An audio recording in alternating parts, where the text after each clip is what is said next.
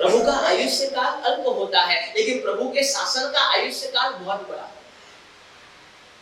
परमात्मा महावीर का जीवन कितने साल का? कितने साल का?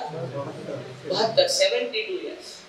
प्रभु महावीर का जन्म काल, जीवन काल कितना? 72 साल। और प्रभु महावीर के शासन का जन्म काल, जीवन काल कितना? 21,000 वर्ष। समझना मेरी बात को, मैं आपको कहां ले जाना चाहता हूं। आज आचार्य पद का दिन है, और आचार्य पद का जब दिन है तब मैं आपसे बताना चाहता हूं कि समझने की कोशिश करना कि प्रभु महावीर का जन्म काल, जीवन काल 72 साल, और प्रभु महावीर के शासन का जीवन काल 21,000। कौन चलाएगा ऐसा शासन? कौन संभालेगा इस शासन को? और तब जब पूछा गया तब प्रत्युत्तर मिला कि यह शासन को चलाने का काम आचार्य भगवत करेंगे। प्रभु तो 72 साल रहे, जितना हो सकता था एक्सट्रीम उन्होंने किया। जितनी शासन प्रभावना हो सकती थी, जितनी संघ की सेवा हो सकती थी, जितने चतुर्वेद संघ के कार्य हो सकते थे, सारे के सारे उन्होंने किए। लेकिन 21,000 वर्ष तक शासन कौन चलाएगा? आचार्य भगवत चलाएगा। और इसीलिए हमारे यहाँ लिखा गया तीर्थयर समो सुनी, कहा कि जब तीर्थंकर परमात्मा हाजिर नहीं है, तीर्थंकर परमात्मा की उपस्थिति नहीं है, तीर्थंकर परमात्मा की अनुपस्थिति में आचार्य भगवंतों को तीर्थंकर परमात्मा जैसा बताया। समझना एक आचार्य भगवंतों की गरिमा क्या है, समझना एक आचार्य भगवान की ताकत क्या है, समझना एक आचार्य भगवान जिन शासन के लिए क्या मायने रखते हैं। जब संसार में तीर्थंकर परमात्मा नहीं है तो पूरे शासन को संभालने का, चलाने का, आगे ले जाने का, आगे वहन करने का, सालों साल उसमें प्रगति करते रहने का दायित्व तो यदि किसी का है तो वह आचार्य भगवान। हम प्रतिदिन 9 पद से एक-एक चीजों को सीखते हैं। हमने पहले दिन सीखा कि अरिहंत पद की आज्ञा हो तो जीवन अच्छा चलेगा। कल हमने बात करी कि सिद्ध का स्वभाव हो तो भी हम सिद्ध के थोड़े थोड़े करीब जाते जाए। आज तीसरा दिन है आचार्य पद का। आचार्य से हमें क्या चाहिए? तो शास्त्रकार भगवान कहते हैं कि आचार्य का यदि आचार तेरे भीतर थोड़ा सा भी आ जाए तो भी तू 9 पद में स्थान पाने योग्य बनता है। हम बोलते हैं पंचेंद्रिय में 36 गुरु सभी को पंक्ति 36 गुरु ये उनके आचार की ताकत है।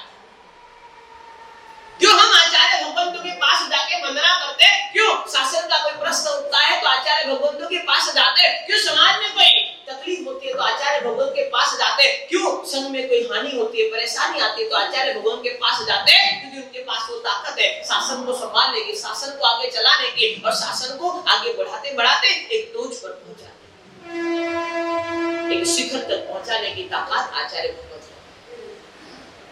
और इसीलिए मैं आपसे कहना चाहता हूं कि आज शास्त्री नौपद जी होली जी का तीसरा,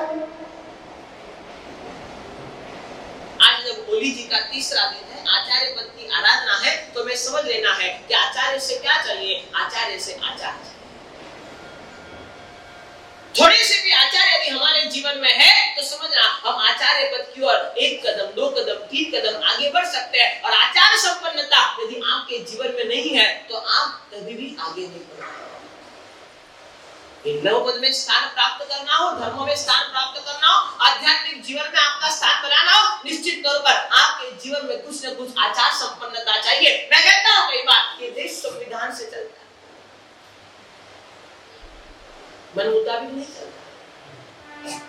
जिस तरह से संविधान है उस तरह से देश को चलाना है। आप रास्ते पे चलते हो तो उसके भी कुछ संविधान है। रेड सिग्नल आता है तो आपको रुकना ही पड़ता है। आपकी चाहे कितनी जल्दबाजी हो, आपको कितना ही जल्दी जाना हो, आपको कितना ही जल्दी निकलना हो, लेकिन रेड सिग्नल है तो आपको रुकना ही। आप कोई स्पोर्ट्स खेलते हो उसके भी कुछ संविधान है, उसके मुताबिक आपको खेलना पड़ता है। आप कोई सोसाइटी में रहते हो तो यहाँ के भी कुछ संविधान है, आपको उसके मुताबिक जीना पड़ता है। आप अपनी मर्जी के मुताबिक नहीं जी सकते। संसार में सारी चीजें संविधान से चलती है। मैं आपसे कहना चाहता हूं कि आपके जीवन का और आपके परिवार का संविधान आपने बनाया या नहीं बनाया? कैसे टिके रहोगे आप ये संसार में? इतना भौतिक बात, इतनी तेज हवा बस्ती में जगत की,